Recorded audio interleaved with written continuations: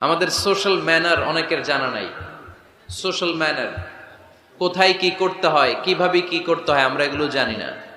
মানুষের সামনে কিভাবে কথা বলতে হয়, হাই আসলে এটাকে ঢেকে রাখতে হয়, কারো মুখের সামনে হাঁচি দেওয়া যায় না, মানুষের সামনে নাক খোঁচানো যায় না, এরকম অনেক সোশ্যাল ম্যানার আছে আমরা জানি না, আমরা খেয়ালও করি না। আল্লাহর হাবিব সাল্লাল্লাহু আলাইহি ওয়াসাল্লাম ধরে ধরে এই উম্মাকে সোশ্যাল ম্যানার শিখিয়েছেন, এমনকি ছোট্টদেরকে। আল্লাহর হাবিব সাল্লাল্লাহু আলাইহি ওয়াসাল্লামের কোলে এক ছোট্ট শিশু বসা। আল্লাহর হাবিব সাল্লাল্লাহু আলাইহি ওয়াসাল্লাম দাওয়াত খেতে গেলেন, এক ছোট্ট সাহাবী শিশু এসে আল্লাহ রাসূল সাল্লাল্লাহু আলাইহি ওয়াসাল্লামের কোলে বসলো। খাবার দেয়া হলো, ছোট্ট মানুষ বা হাত দিয়ে খাবার এটা ধরে ওইটা ধরে ওইটা ধরে, আছে না এরকম? বাচ্চারা দেখবেন খেতে পারবে এতটুকু, নষ্ট করে এতগুলো, এইটা ধরে ওইটা নেয় ওইটা ফালায়। তো আল্লাহ রাসূল সাল্লাল্লাহু আলাইহি ওয়াসাল্লামের কোলে বসে ওই সাহাবা বা হাত দিয়ে এটা টানে ওইটা টানে এটা ফালায়। আল্লাহ রাসূল সাল্লাল্লাহু আলাইহি ওয়াসাল্লাম বললেন, ইয়া গোলাম, এই পিচ্চি, এই বাচ্চা, সাম্মিল্লাহ, তুমি যে হাত দিয়ে খাবার টানতেছো বিসমিল্লাহ বলছো, আগে বিসমিল্লাহ বলো। কুলবি আমিনিক, ডান হাতে খাও।